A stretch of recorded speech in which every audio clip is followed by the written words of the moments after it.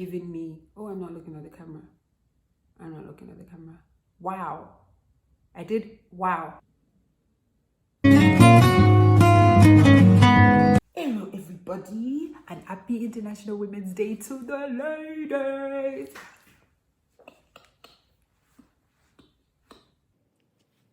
And if you're joining for the first time, welcome. I'm Aduke, and on this channel, all we're talking about is Nigerian history and celebrating the men and women.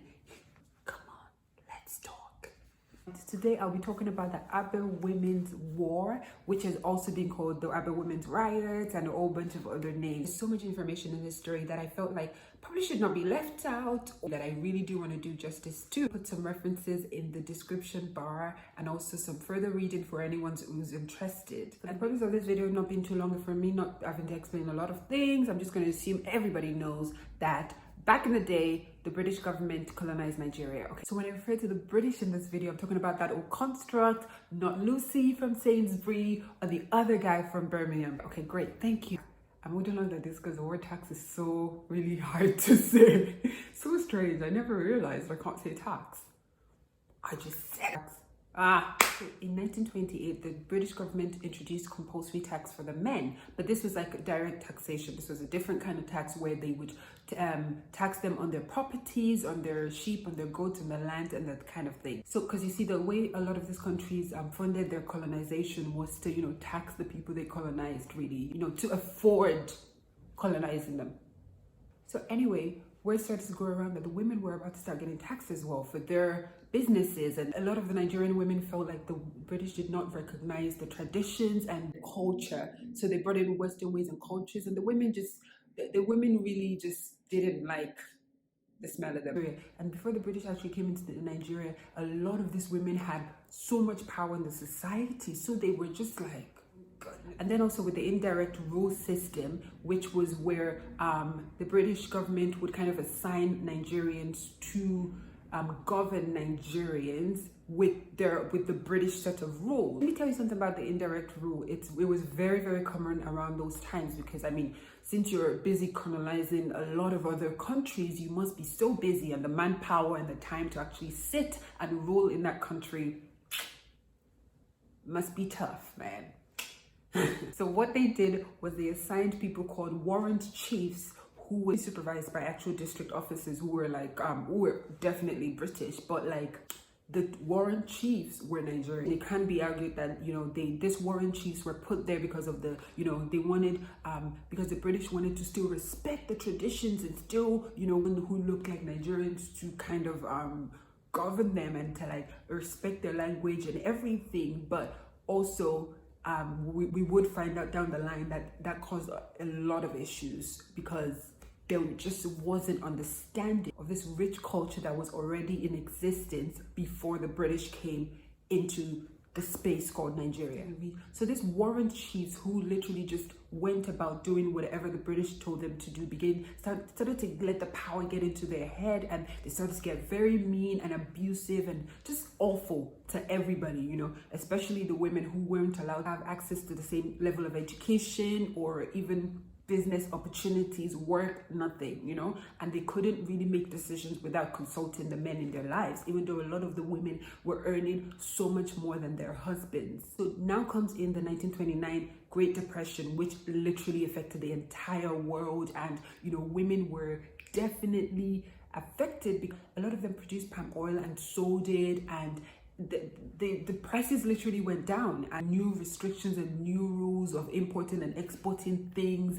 And the British didn't really tell them the rules. They just kind of rejected a lot of the goods, and economically it was a mess. The British were starting to get really comfortable in Nigeria, so they were building banks and factories, and they only employed the men to kind of work. So that also meant that the men and women who would, you know, support the family together with the business and work on the farms, like a lot of the men were gone and, you know, gone to work, and they were working for very little pay. So basically the whole family was struggling, and the women had to carry the burden. So now the word on being taxed, they weren't having it. They started to have meetings to discuss this concerns. This whole thing all kind of started when a district officer called Captain Cook started his shift, and he got a little bored. So he started going through the paperwork and everything, and he was like, "Oh, we said we needed money to like fund this colony. Why don't we just tax the women as well and count more stuff and count the goats and count more things?" He thought it was a brilliant idea, and the British needed money to fund this Nigeria thing. As you know, maths is hard. You guessed it, set the chiefs to do the counting. One of these warrant chiefs that was assigned to count the local area, he couldn't make it to like the counting, so he sent his trainee called Mark Emeruwa. I don't know why all those people can't just count themselves. There was a woman called Nigerian who's very, very, very, very important in this story. I really don't want Nigerian to be lost in this whole story, so I'm just going to say she played a vital role in this revolution, where she was, the older woman. A lot of the strategies the women used to protest was based on her advice and her motherly kind of like influence. And then there's also the Oloko trio. The Oloko trio were called Konya, Uwanedia, and Umugo. These three were amazing, wanted peaceful protests, but down the line it got really intense. And even with this advisors and this women who kind of took a leading role in some bits, women who wanted to say that they had no special leaders, and if anybody wanted to say anything, they could just come forward and say it. A lot of names in this story, so I'm going to try not to confuse you. So he went to Nwanyeruwa's house and he was like about to count, but she knew because there were rumors, right? So she knew when she saw him, and she was like, "Was your mother counted?" And that's the direct quote. She was very upset with him because she was like, "Don't you remember our culture? Like, why are you being weird? Like, why?" So he attacked her and he started to choke her, and but she managed to escape, and she ran to this meeting of these women who were literally discussing the same thing. They were really about to be taxed. Wow, I didn't know I could say that word. They now started to protest. This style of protesting that they did, which is called sitting on a man, where the women would dance and sing, and they would go to the chief's houses and office, and they would tell him what's for, and be like, "Yes, this is what we want it now." This entire revolution lasted for 2 months, from rumors starting in November and Nwanyeruwa going over to the women's meeting and everything till January 1930. It was short but very significant. So anyway, the start of the protest with Bende women and Umaya women joining this women from a local town to protest. About 10,000 women showed up. Boy, the tax wasn't the only thing they were against. They were protesting the bad behavior, the warrant chiefs, and the bullying, and the way they were just terrible at their jobs. Really, they just wanted a lot of them gone. It wasn't that the women actually wanted to even be the warrant chiefs or anything. They were just just put the people who would really respect the traditions and who would not treat people like anything but Nigerian jollof, A lot of the revolution started from Abia State, where Aba is, but at the same time, there were so many other women from Calabar, Owerri, and women from different ethnic groups, such as Ogoni, Opobo, Ibio, Boni, and so many other ethnic groups. They joined as well. So much diversity and culture in Nigeria, guys, I'm telling you. And this is just the southeastern region. When the women were protesting, they were actually assaulted, so much so that there was a woman there who actually was pregnant and lost her baby as a result of being pushed. After this assault in Okugo's house, and obviously women still being counted around the areas, women from Calabar started to join, and they started to have their own protests as well, because the word got out. And then the British government got word of this protest and sent soldiers, military trained soldiers with guns. Yeah, how you gonna bring so a lot of the media coverage at the start of this, and actually the entire time through this whole a lot of lies, you know, like the Times London, you know, started to carry out all these narratives that were so false. And one of the false narratives was, you know, the men were the ones, you know, using the women as pawns, and they were the ones behind it, and they were the one resisting the British and This was the first time the Nigerians actually waged war against government, and it started with the women. So nobody has seen anything like this before. The men were shocked, the British were shocked, everybody was shocked. It was like, how? They actually could not believe that women could, you know, organize this and carry this out and actually be fighting for their rights. This British officer, Kenneth, he couldn't believe that women were the ones who carried this out. But then further research kind of goes to show that he actually wrote a memo. He was a colonial officer from 1915 in this same area, and something similar on a smaller scale with about 100 women happened, and he wrote about it in his memo called Women's Purity Campaign. So for him to then later say that he was super shocked, like Nigerian women were doing this, was just a lie. Are you not embarrassed? This is really embarrassing. This incident in Okugo's house where men were assaulted, and the women were not about to let it slide. So they demanded that Okugo be put on trial.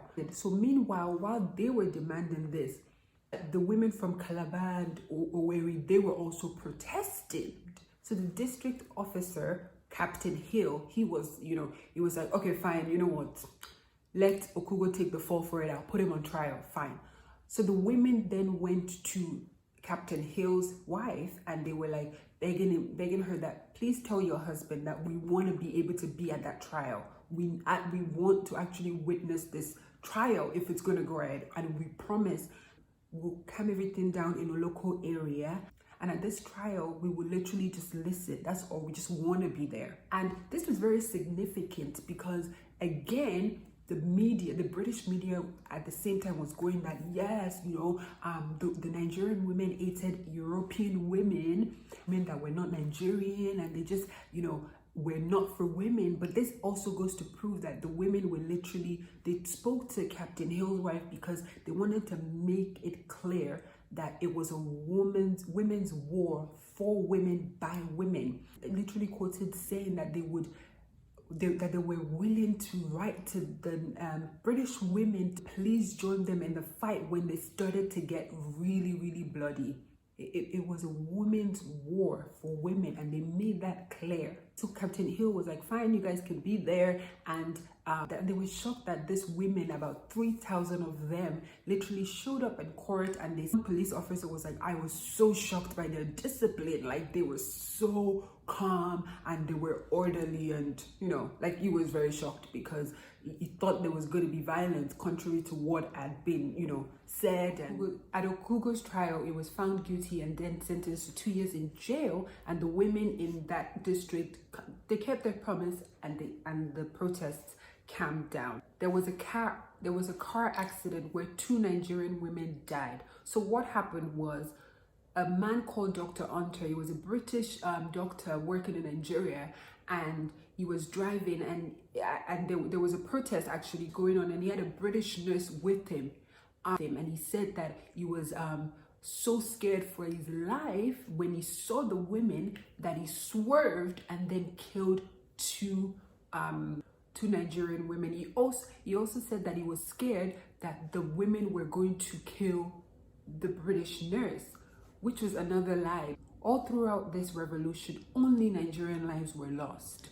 Only Nigerian lives were lost, and there were a lot. The Nigerian women were absolutely livid. So some started to loot, some started to, you know, we're being very intentional to target the British buildings in Nigeria. They traveled thousands of miles because they knew exactly what wanted to actually destroy. Remember the Oloko trio, that those women who were really pushing for a peaceful protest?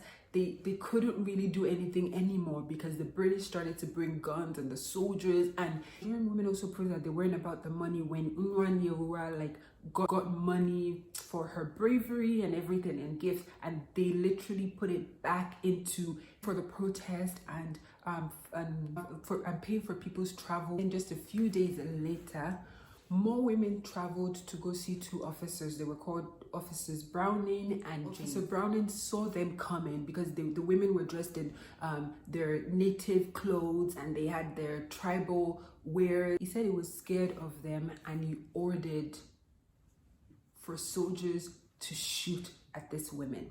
I can't make this up, you guys, but shortly after, another Officer Whitman, over 1,000 women went to his house and kind of like demanded that, no, you need to now type up what we want and sign it. You need to make an agreement that we don't want this district, this warrant chiefs, we want you to stop killing us. We don't want to be taxed. Even the men's want, like, just stop doing this stuff. The women were there waiting for him to, like, you know, sign and pass the documents around. So more protesters arrived and he claimed that because there was some ruffling in the crowd, he thought it was like a mob and they were about to attack him. So again, he told the military soldiers with the military type guns to shoot at innocent civilians. On the doctor who actually examined the body, Dr. Crawford, he said that about 25 of these women were actually fleeing from the scene, not attacking him as, you know, women, you know, claimed. Like, he was like, he was so scared of his life that if they had done what they wanted to do, they would have killed him. And, you know, like, he just had to, you know. 33 women died and this was in Opobo. And then again, I don't even want to leave this out, right? This officer, Whitman, was actually using an Igbo interpreter. And wait for it. The women actually spoke Ogoni. Like, they didn't even speak Igbo. Are you not ashamed of yourself?